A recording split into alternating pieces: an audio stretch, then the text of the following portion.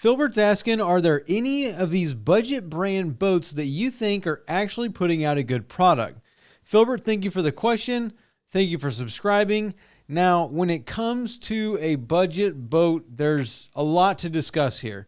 Now, this is not going to be an exhaustive, I think what I really need to do is actually break this down by money and different types of boats. But for right now, this won't be an exhaustive one. This will just be some of the brands that I think about and some of the different types of boats. So first of all, you need to figure out what your budget is. And then second of all, you need to figure out what you want to do on the water. For this, I'm going to be talking about newer boats. So they're all going to be around the same price point as far as newer boats. Some of the other very, very cheap boats, I'm probably not even going to mention because I just wouldn't buy them. And I don't think that they're that great of a product. I think that they serve a purpose for getting people into boating, and that if you have never owned a boat before and you don't know if you really want to get into boating, that you would buy one of these really, really, really, really, really, really, really cheap boats that are brand new, and then that way you might have the ability to get out of it, or you don't concern yourself as much with damaging it because it was so cheap. But as far as where the line is for quality and price, it's a fine line. So for a bass boat, what I'm going to be looking for is going to be a Skeeter or a Ranger. Nitros are all right. I'm not the biggest bass boat person. I don't know all the different bass boat brands or all of them. I think Lowe makes a pretty good bass boat.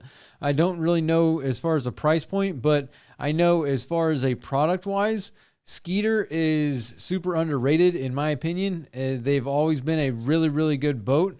So I'm going to be looking for either a Ranger or a Skeeter. I think it's a good product. When it comes to a flats boat, low key, I'm looking for a Dolphin. I think that you can find a cheap Dolphin out there. And I think that they are also brand new. They are on the pricier end, but for the budget, for what you pay for a very budget brand type of flats boat, I think you can find a 1 or 2 or 3 year old Dolphin or something like that. If you're looking for a Hughes or a Maverick or something like that, or a Hell's Bay, those are all going to be way up there. I'm not a big fan of the Makos, but I would probably take a Mako for a flats boat. Another one center consoles. So Carolina Skiff is good. Mako is good. And the best, I think the most underrated for a center console is going to be a Dusky.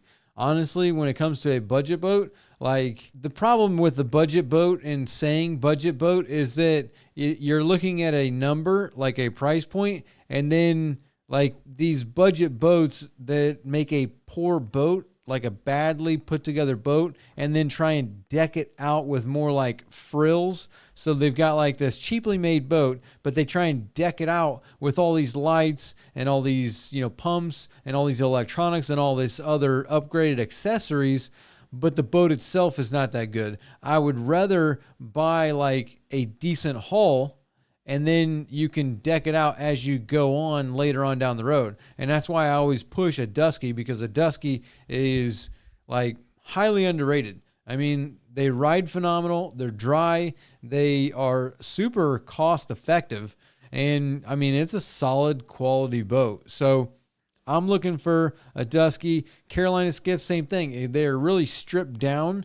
It's a raw, stripped down boat but for fishing and center console, I mean, it's not a bad riding boat. Mako is on the list just because, price point wise, they're owned by Bass Pro. So they come in at that price point that really makes them, accessible budget wise. And then for a bow rider, I'm looking at a Chaparral, a Four Winds, and even a Rinker. My first boat was a Rinker, and they still make, it's not the best boat, but I think it's a good boat, and it's got a good ride. It's versatile. It's not, super expensive. Some of the Chaparrals and the Four Winds are, but they do have some models that are cheaper. Also, I'd probably throw Key West in there as a like, their like flats boat and their center console. I know there are some people who have had some bad experiences. I worked at a Key West dealer, and some of the models are not that bad, but some of the models aren't the greatest. But when you talk about these small ones, like the flats boats and the smaller ones, I'm going with Key West. I forgot to put them in there. And then like a bay boat, I'm probably looking for a Skeeter, Carolina Skiff. They make a decent bay boat. I think that's kind of my list as far as those. And it's kind of different to think of like, okay, what's a budget boat and what's like a mid-tier boat, and then like what's top of the line. So, I throw Dolphin in there, but Dolphin's like closer to the top of the line. But, I've seen a Dolphin for in the 30s for like a 2020 or something like that. So I would consider buying that than I would a brand new boat that's not going to be that good. Dead Feet wants to know, what are your thoughts on Robalo? And I would say Robalo is like just a step above the budget boat. I think that their price point is pretty good, but I think that they are more like, probably closer to a mid-tier type of boat. As far as like a production line boat, they're good. They're laid out nice. The quality is not the greatest, but it's not bad. It's a good, solid boat. So I think that that's a good brand. They hold their value decently. And I think they have a good array of models as far as like, their deep Vs to some of their smaller stuff. So I got nothing bad to say about Robalos. I like them. Low Tide, I would like to know your opinion about Cobia, Sea Hunt, and Sportsman. So I don't really know what I'm going to go with first. Sportsman's last. That for me, Sportsman is the last pick. Cobia and Sea Hunt, again, I would call them like mid-tier. They both make a good boat. Sea Hunt is probably more budget friendly. And Cobia is probably a little bit better quality. So I'd probably go Cobia, Sea Hunt, and then Sportsman. They're both all good center consoles, offshore, good setup for fishing. Sportsman's probably the more budget side. And again, Cobia is probably towards the other end of it. I think we really need to kind of break this down. Maybe I need to make a chart of like, based on the price, what's considered budget, and then quality, mid-tier, quality, top of the line, and quality. That's a whole nother video though. RW Landscaping, what do you think about MKK Craft 28? So huge MKK Craft fan. MKK Crafts make a really, really good boat. I would take a Key Craft. The MKK Craft small boats are like phenomenal. Some of their little stuff, and even the real little stuff like the 13s and stuff, the 13s, 15s, that's what everybody wants for the bully netter boats. So I think MKK Craft's a good, solid boat. The 28, I'm not as familiar with that model. Some of their bigger stuff, I don't have an extensive experience with. But as far as a brand, MKK Craft will definitely hold their value. They're solid, very good build quality. The packaging on the boat is going to be dependent on, who bought it brand new, how they set the boat up, and what they wanted in it. But big fan of MKK Craft.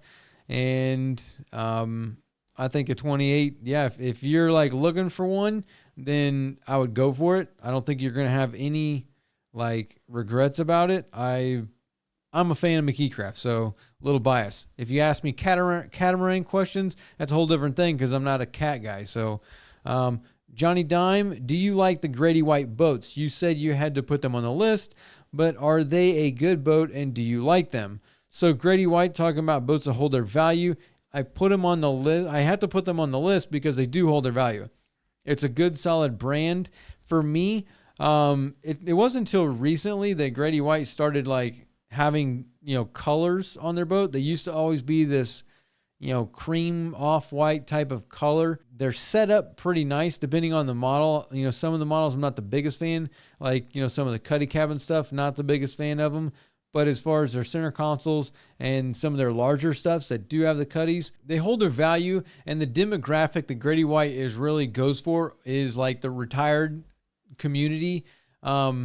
In my opinion, they're slower. They're usually set up really, really well. And they have a really nice ride that's like, it's a super solid boat, but it is like a slower boat that is just, you know, it's more like a tank in the water. Yeah, they hold their value for that exact reason, because it is more towards like a specific demographic, usually retired people, that makes it hold its value so much, because it's utilized quality, and you know, the build of it being super solid and not about speed and it's more about amenities. I mean, they deck them out with amenities and get rid of the speed and the quickness to them.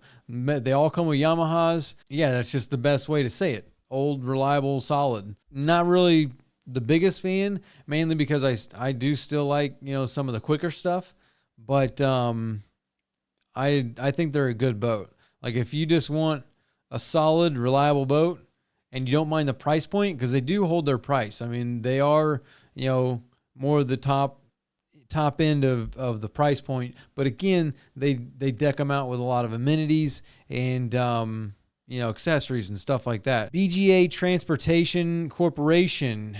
Can't believe you never mentioned Styer Craft over a Parker. Maybe you're not very familiar with them because you're South Florida. Let us know. So I'm a Styer Craft fan. I think Styer Craft makes good. It is a northern boat. It's not really something for down here. Again, a lot of these pilot house style boats are not really that good and not, you know, popular in South Florida because it's so hot out. Like, you know, that is really meant for more rougher water and cold water, where you're up in the pilot house and you've got long runs to make stuff. It's more of a northern boat, but super solid boat, really, really good quality build.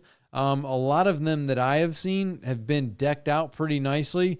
The back of them is super set up for fishing. Like, it's a fishing tank.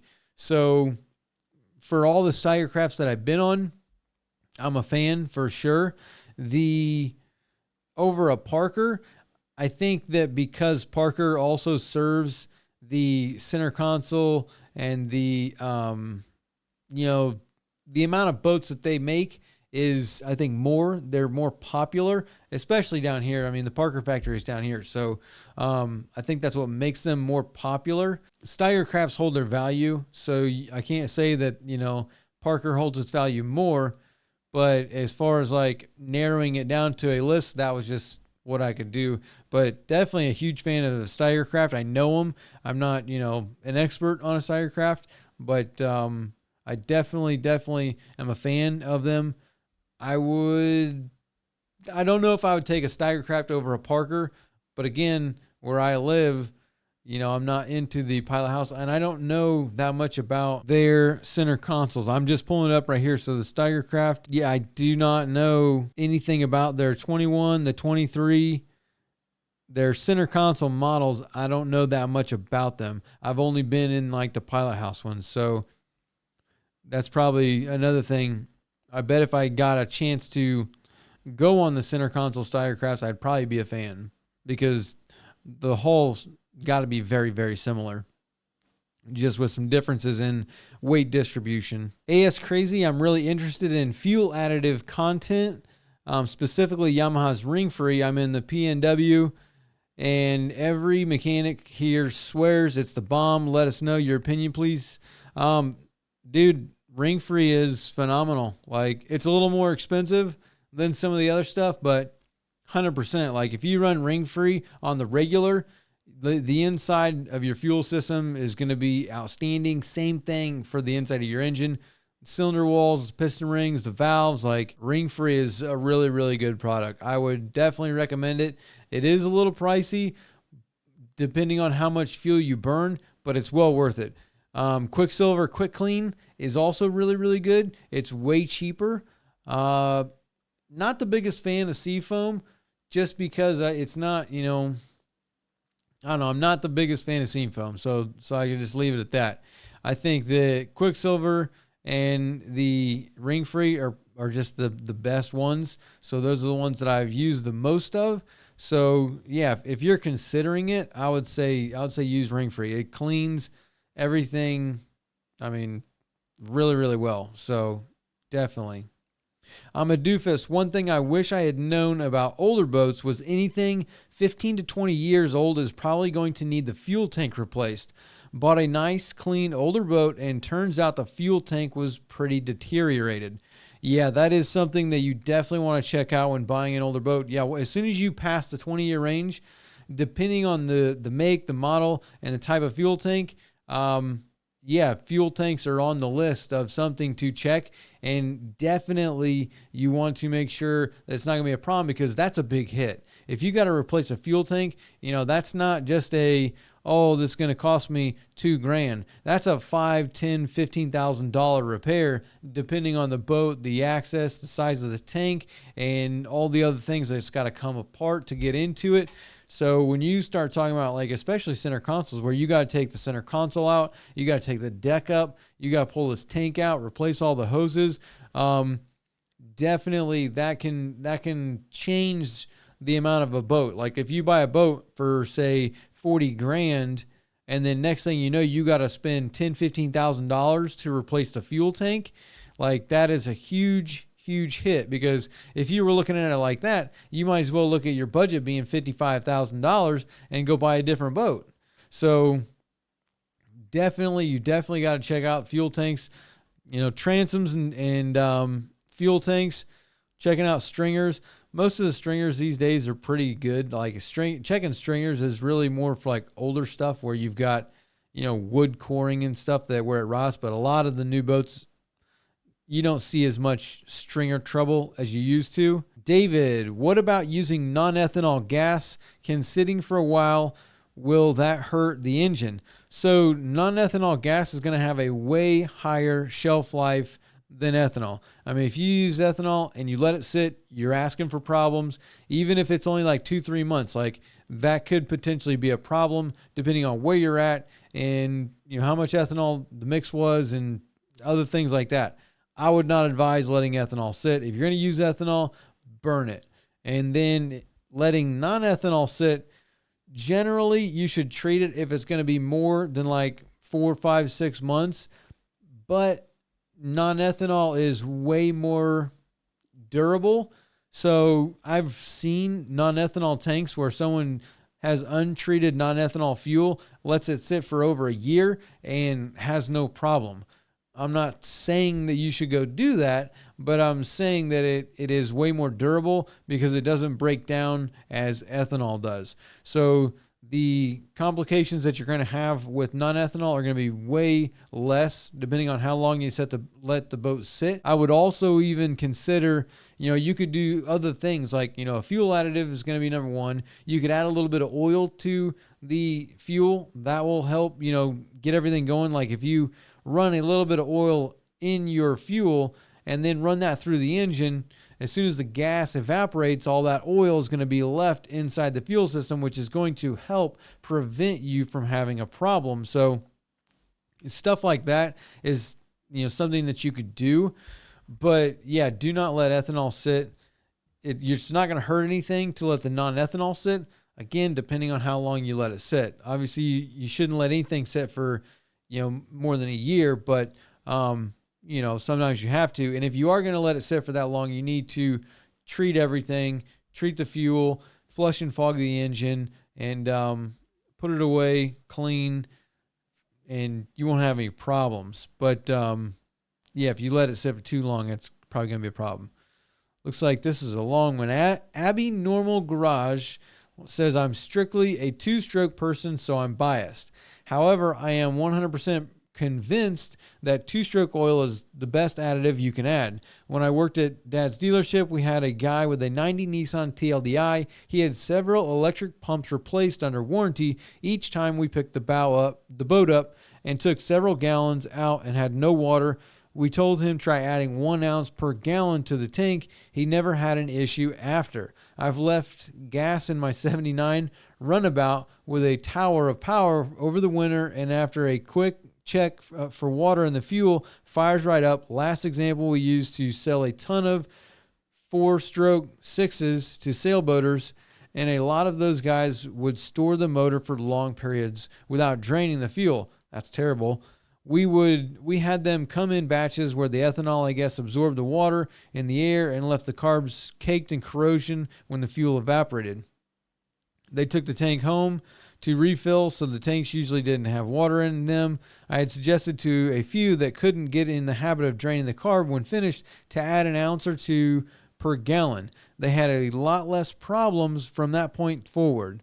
So there you go. Point in case, same thing like we were just saying about, putting a little bit of oil in the fuel if you're going to let it sit and running that through the engine. Like you're saying, when the gas evaporates, that oil is going to be left on everything in there. So it's going to help you with your, the needles and the carbs, injectors, the fuel pumps, everything in the fuel system. It's going to help lubricate everything.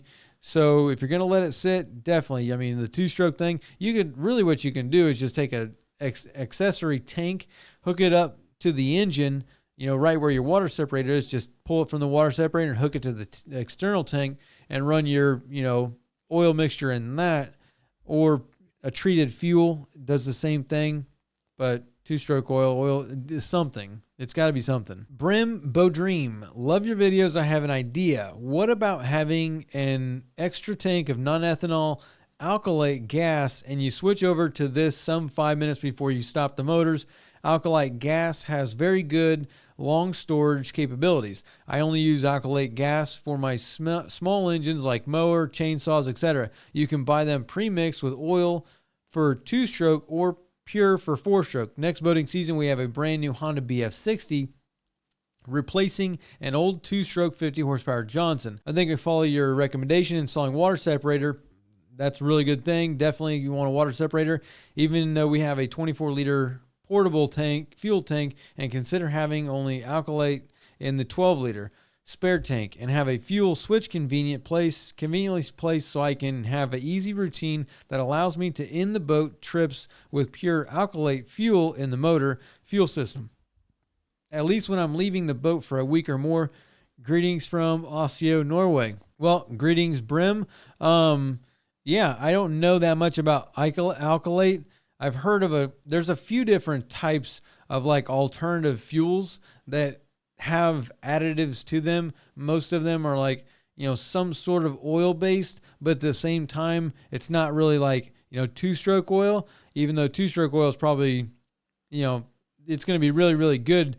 But as far as like biodegradableness and, environmental type stuff, it's probably not the best. So yeah, if you can, end your trips on something like that and running a treated fuel into your fuel system the last time you use the boat, then it's going to leave all that treated fuel in the system, especially if you got a carburetor. Like if you got something smaller, you said a BF60, so that's not a carburetor, but yeah, you definitely want to have some sort of treatment in there because it's going to preserve it. Fuel's, hard on the engine, especially when it sits, it does degrade. So, yeah, I'm all about it. I don't know much about the Alkalite, but I'll have to check it out. I'm sure it's, some sort of a, fuel alternative that has, a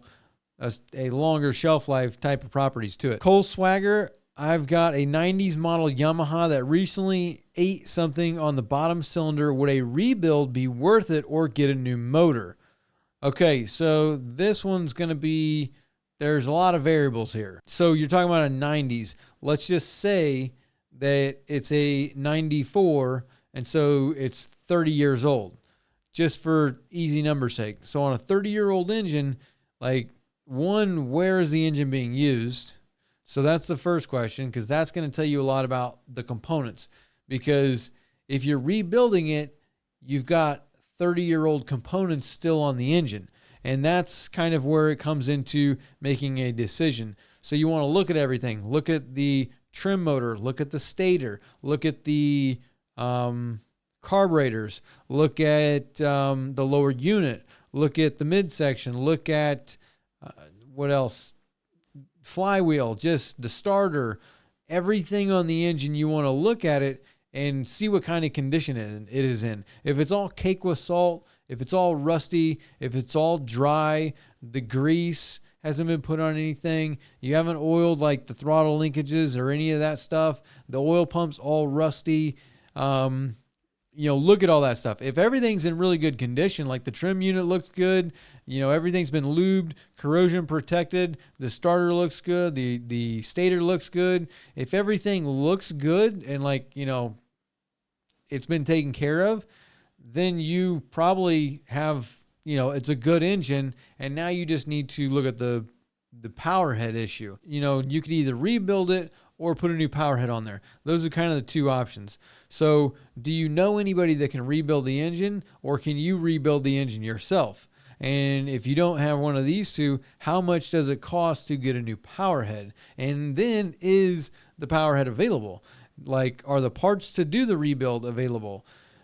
There's a lot of things that you need to consider there, and then they need to be written down and then start tacking them up to see, what's that price there, and also how long is it going to take. So if it's going to take you 6 months to kind of figure this whole deal out and get all this stuff together by ordering the parts and buying everything and getting the guy to come work on it, or you work on it, that's going to play a factor too. And when you start adding all that stuff up, that's what you're looking at first, or those kinds of things, and comparing that price to buying a brand new one. So once you tack all that stuff up, you just don't want to put all this work into, and also the lower unit. You want to make sure the lower unit's good, because if you put all this money into doing a rebuild or replacing the power head, and then now all of a sudden the lower unit blows up, or you got to buy a trim unit, or the stator goes, the starter goes, all these other components start failing because they're, 30 years old, then it's probably not worth it, because each time one of those components fail, that means the boat's down. So now, you go to use the boat, this part fails, you don't get to use the boat when you wanted to use it, and then when you come back, you fix it, then you take it back out, and then the next part fails, you don't get to use the boat, you bring it back, and then you get into this big giant loop, just like our other buddy was talking about the other day, about every time he fixes something else breaks. So you don't want to get stuck in that loop, because in the end, when you count up everything that you had to buy and replace and all the time it was down, it might just be worth buying a new one, or even finding a replacement, buying a used engine and putting that on there. So you kind of got to do some investigation, I guess I would say, and kind of figure out, what exactly, fits your situation. It would have been nice to see the horsepower on that, because that would kind of let us know a little bit more about the situation. But M. Carrera asks, what's in average the hours that most outboards do before needing some kind of rebuild? I work with Twins Suzuki DF150 AP. The starboard started to burn oil after 5,600 hours. Two pistons had low compression, new rings and valves working like new again. So kind of hard to say a specific, date or hours, because newer engines like these 4-strokes and stuff, a lot of them really don't get to the point where they need a rebuild. Most of them, the power heads themselves are usually fairly strong, and they will outlive pretty much most of the components that are on the engine. You will usually get 6, 7, 10,000 hours, but you'll have to replace the lower unit that will blow up. Your trim unit will fail. You'll need a starter. You'll need a stator or an alternator, and stuff like that happens. What really goes wrong a lot of times, where you need rebuilds, like what you're talking about, I wonder what happened here, because it sounds like either you had, either a low oil, or you had an overheat that caused a problem, or even a blockage in the cooling system that made one section run hotter, and that, then made the failure of the actual power head. So I would say 6,000 is probably a good number to throw out there. But again, the power heads on the 4-strokes, they don't need as much maintenance as you would with a 2-stroke. A lot of times the 2-strokes, again, it would come down to lack of oil or an overheat, something like that would affect it, or something getting off time, using the wrong fuel and having, a detonation or pre-ignition issue kind of going on, and then having to rebuild a certain cylinder. Most of the power heads are pretty maintenance free, I guess you would say. A lot of them, say that we have a maintenance free valve train. That's what a lot of the companies say. So I don't know if there's really an hour point that would match an engine needing a rebuild. So I think I'm just going to kind of leave it at by case scenario. I think you can get thousands of hours out of them, especially if you're using like that. I work with Twins DF150s, and you got 5,600 hours on them. So like that's a long time for the average recreational person. They ain't going to get that. Like they're not putting 6,000 hours on there because they don't have the time, but you're using it every day. But using it every day is what's going to make it last longer. And you didn't have any problem with the port. So I'm guessing there might have been like an oil or an overheat issue that is what caused that. And then you were able to catch it soon enough to be able to put the valves and the pistons in there to, rebuild the engine. And now the thing will probably last another 6,000 hours. So Suzuki's a good engine. I think that, especially that 150, it's just as reliable as the Yamaha 150. I like the Yamaha more than the Suzuki, but that's not to say that Suzuki's not reliable. I mean, 6,000 hours, I think it's a good engine. So anything you guys want to talk about, we appreciate all the comments. It's all kinds of good discussions. Hopefully this is helpful to you and you find it entertaining. If not, let me know in the comments. Let us know what you want to talk about. Email us at askbab@bornagainboating.com. Check out our boaters program at bornagainboating.com, and we will see you guys next week.